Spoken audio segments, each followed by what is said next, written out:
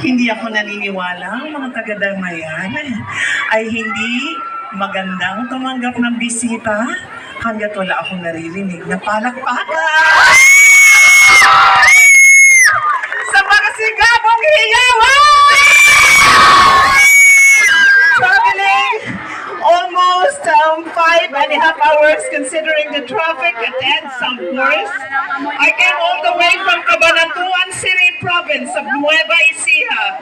But then again, I'd like to say, maupay nga gabi hayong tanan, or should I say, good evening ladies and gentlemen, I am Matrica May Matmat Centino, an AD Mass Communication graduate from the Leyte Normal University, who firmly believes that being a transgender woman in this society is not to diminish our humanity. Our only purpose in living is to love and to be loved, to contribute and be prosperous. Pwede bang magtanong, meron ba kayong lemon? Gusto ko na!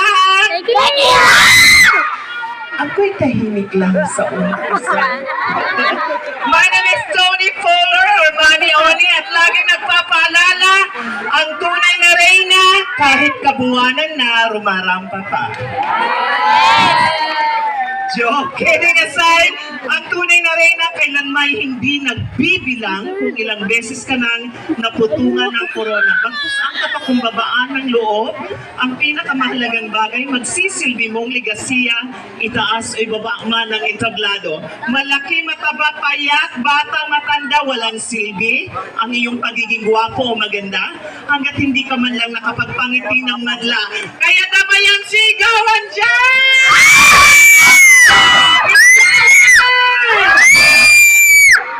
Yan, at nakakamiss naman ang lugar na to, almost 15 years.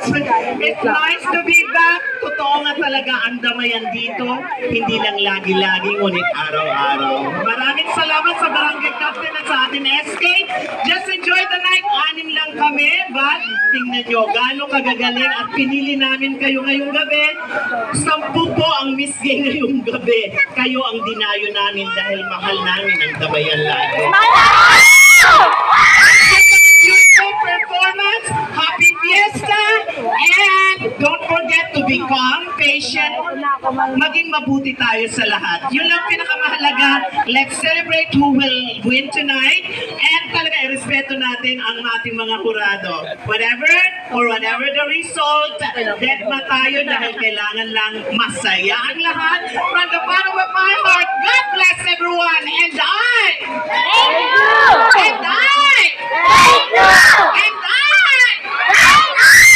and I love you all. Thank you.